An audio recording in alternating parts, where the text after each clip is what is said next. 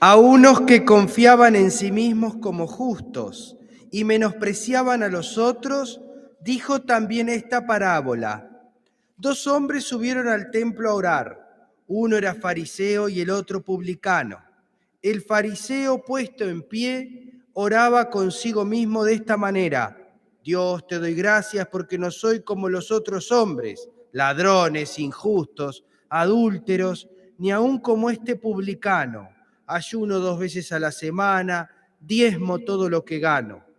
Pero el publicano, estando lejos, no quería ni aún alzar los ojos al cielo, sino que se golpeaba el pecho diciendo: Dios, sé propicio a mí, pecador. Os digo que éste descendió a su casa justificado antes que el otro, porque cualquiera que se enaltece será humillado, y el que se humilla será enaltecido. Este es el Evangelio de nuestro Señor Jesucristo.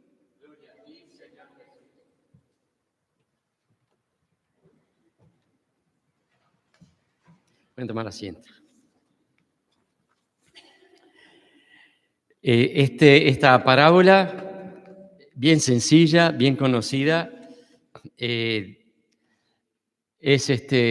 recopilada por el evangelista, el Evangelio según San Lucas. Es el único que la pone, pero es bien sencilla y bien potente.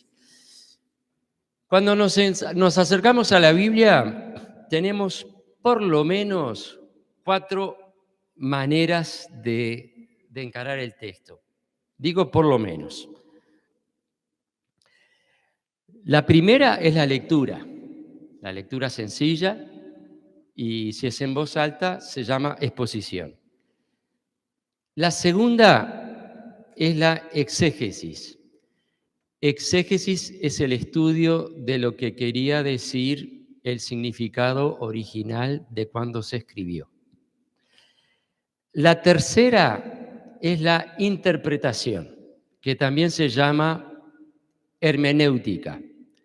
Esta palabra se usa en la Biblia, pero también la usan mucho los abogados, porque existe una hermenéutica, una manera de interpretar la ley, que es parte de la misma ley. De acuerdo a cómo se aplicó antes, es parte de la ley. Se llama hermenéutica, que quiere decir interpretación. Hay otro paso más, y es la resignificación. Es cuando enriquecemos la lectura con significados nuevos. Esto, algunos, es más delicado, ¿no?, con la Biblia, que le voy a poner significado nuevo a la Biblia, pero nos tenemos que acordar que Jesús y los apóstoles lo que más hicieron fue eso, darle un nuevo significado a la Biblia de ellos, que era solo el Antiguo Testamento. Los apóstoles se manejaron solo con el Antiguo Testamento, a nosotros después nos llegó el Nuevo. Pero el Nuevo Testamento es una resignificación del Antiguo Testamento. Y después hay un paso más, que es esto, el sermón, que se llama homilía, que es traer el mensaje, traer la aplicación, traerlo a nuestra vida actual. Así que ya mencioné 5. ¿Alguno se acuerda de alguno? Lectura, exégesis, interpretación, ¿sí? Y resignificado, y después la predicación. Bueno, ¿esto qué quiere decir? Que cuando se predica es más que leer, es permitir que el Espíritu traiga la palabra y la haga viva en nosotros. Es más que solo leer, ¿verdad? Es que genere algo nuevo. La palabra de Dios se genera en nosotros que la escuchamos y cobra un significado y una vida nueva. En este pasaje, 2 personas suben a orar.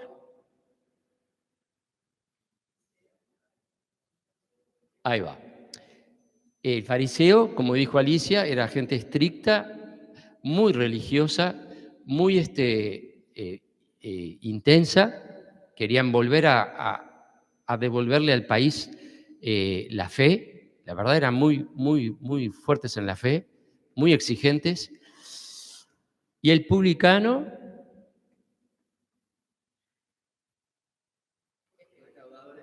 era un recaudador de impuestos, pero hoy a la DGI no la odiamos tanto.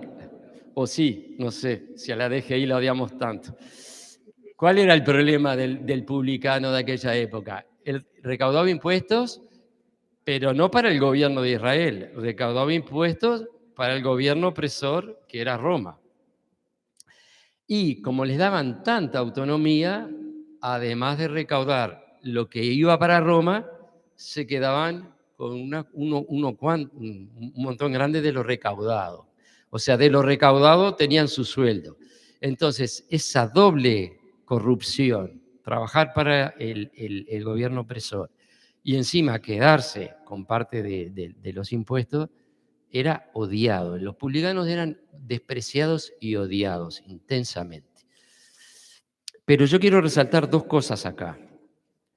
Son dos creyentes. Dos creyentes suben a orar. No es que uno fuera ateo y el otro creyente, uno esto, uno no. Eran dos creyentes. Los dos fueron al templo a orar. Y es más, el fariseo se acercaba mucho más a la doctrina de Jesús. La doctrina de Jesús, si la analizamos desde el punto de vista de esperanza, de creer en el Mesías, de ser apocalíptica, los fariseos concordaban bastante en doctrina con Jesús, en doctrina intelectual, pero Jesús no les perdonaba que la actitud no fuera la correcta, ¿verdad? Uno creer y tener fe es más que una mentalidad, una doctrina correcta, ¿verdad? Es toda una vida. Jesús capaz que coincidía con las ideas, pero todo el tiempo les criticó la actitud. Y es típico esta actitud, el fariseo y el publicano. Si vamos a estudiarlo en lo que significa el texto original, esto coincide con un montón de parábolas de Jesús donde está separando la gente que le recibía su enseñanza y la gente que no. Los acomodados, sacerdotes, la gente rica, la gente correcta, la gente que era muy religiosa, no le caía bien Jesús. Y en cambio, la gente común, la gente pobre, las prostitutas, los publicanos, venían a escuchar a Jesús. Entonces, esta parábola es típica. Acá está, el fariseo se cree muy superior y me rechaza. El publicano reconoce su necesidad y viene a escuchar. Esa es la típica, lo mismo que la parábola del hijo pródigo, está el hermano mayor, está el hermano menor. Las parábolas de la oveja perdida, de la moneda perdida, siempre está aquel que recibe a Jesús, que se acerca. Y nosotros, hoy en día, ¿con quién nos identificamos? ¿Con el fariseo o con el publicano? ¿A qué nos parecemos más, como decía Alicia? ¿Al fariseo o al publicano? ¿Cuál es la gran diferencia? Los dos tienen fe en Dios, los dos van al templo a orar. El fariseo está muy satisfecho con su vida, muy, muy contento con todo lo que hace. Ya no precisa a Dios, ya no precisa de sus hermanos, ya no necesita nada. Entonces te doy gracias porque ya está todo. Es lindo dar gracias y es necesario y damos gracias, pero no en el sentido de autocomplacencia. Ya no preciso más nada. Entonces critico, soy el que tengo siempre la razón, desprecio a los demás. ¿Por qué? Porque ya no preciso más de nada ni de nadie. El publicano, en cambio, reconoce su necesidad. Reconoce que está en falta, reconoce que está aislado, solo, que robó y va y confiesa. El publicano representa a aquellos que reconocen su falta y se acercan a Dios. Y uno de los dos sale justificado. ¿Cuál? ¿El que siempre actuó correctamente o el publicano? El publicano, dice, es el que sale justificado, porque tenemos por gracia el amor de Dios, por gracia el perdón. Es un regalo para todo el que lo quiera recibir. Este es el significado original de la parábola, ¿verdad? Entonces, tenemos así la justificación de aquel que viene y se arrepiente. Ahora, yo les quería traer un tema que está en el país hoy en día, no está en el Evangelio directamente, pero lo estamos escuchando toda esta semana, y es el tema de la eutanasia. Es obvio que este tema no está en el Evangelio directamente porque no se discutía eso. Es un tema muy actual, porque la medicina se ha desarrollado tanto que nuestras vidas se han como estirado, se han estirado. Entonces ahora llega el momento en que hay una persona que está viva, sobrevive, muy medicada, pero sufre. Mientras que hace siglos eso duraba 1 o 2 semanas porque las personas no aguantaban, hoy en día se logra estirar. Entonces aparece ese dilema. ¿Qué pasa si la persona que sufre no quiere estirar más esa vida? Bueno, lo primero que hay que reconocer es que la Iglesia acepta las leyes del país. Después cada uno la verá cómo la aplica, pero la Iglesia acepta las leyes del país. Esta es una ley que aprobó diputados, que aprobó el Senado, la ley de la muerte digna se llama. Es una ley aprobada, falta reglamentar, o sea, todavía no se aplica, falta reglamentar. Pero entonces, ¿qué dice la Iglesia sobre esta ley? Bueno, ¿qué dice el Evangelio? ¿Qué diría Jesús? Acá es importante reconocer esto. No podemos nosotros meter nuestras ideas en Jesús. No podemos decir, Jesús diría esto, Jesús diría aquello. No, no sabemos, porque no somos fariseos y tenemos la mentalidad ya todo resuelto. No lo sabemos. Sí sabemos 2 cosas que hacía Jesús. Tenía un ministerio de sanidad y de sanación. Él iba por los pueblos predicando y sanando. Y tenía mucha compasión. Y eso se ve en todos los pasajes. Jesús tuvo compasión de este, tuvo compasión de aquella, los vio a la multitud y tuvo compasión. Entonces, ¿qué hace la Iglesia en el Uruguay? ¿Qué hace la Iglesia Metodista? ¿Qué hacemos nosotros con esta ley de muerte digna? ¿Qué hacemos? Bueno, primero que nada, tenemos compasión. Tenemos compasión por las familias que acompañan, tenemos compasión por aquel que sufre, vamos a tener compasión y desarrollar este ministerio. Les voy a leer una declaración de la Iglesia Metodista Unida de los Estados Unidos, que hizo una declaración sobre ese tema. Esta ley también está aprobada en algunos estados, una ley similar, ¿no? En algunos estados de allá, de Norteamérica, y la Iglesia Metodista Unida hizo una declaración. Se las leo. Aun cuando no podemos aprobar la eutanasia ni el suicidio, confesamos humildemente las limitaciones de la manera como la Iglesia entiende y responde a la eutanasia y al suicidio. Exhortamos a las congregaciones a que se informen y eduquen acerca del conjunto tan complejo de motivaciones y factores subyacentes a ambas prácticas.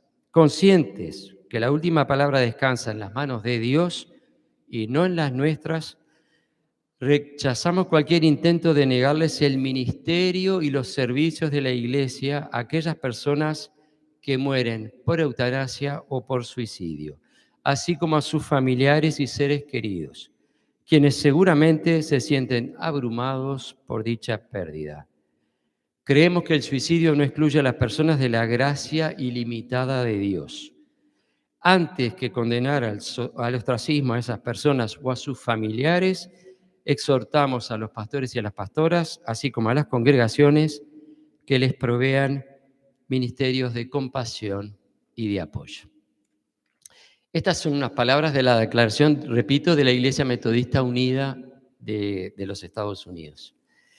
Nuestra iglesia todavía no ha hecho una declaración formal. Nosotros, como Iglesia Metodista, como ya hace años se repite, pensamos y dejamos pensar. O sea, cada persona va a tomar y a tener su propio criterio. La iglesia lo va a hacer oficialmente y va a guiar y va a ayudar. Pero tenemos que acordarnos que el ministerio de sanidad de Jesús era un ministerio de compasión, de entender a la gente y de tener compasión. Acá nos acercamos nosotros a nuestro Dios, cada uno con su vida, con sus sufrimientos, con sus enfermedades, conociendo a gente que está sufriendo. Sepamos siempre ayudar y apoyar. Sepamos siempre acompañar. Sepamos siempre respetar la opinión de los demás. Y no juzgar. No ser como fariseos, te condeno porque esto no es lo que Dios quiere. Bueno, seamos testigos, digamos lo que estamos convencidos que Dios quiere, pero sepamos entender, comprender y acompañar. Bueno, que Dios nos bendiga, como dice también el apóstol Pablo, a no condenarnos a nosotros mismos por aquellas cosas que aprobamos, que sepamos realmente aprobar y coincidir con la voluntad de Dios.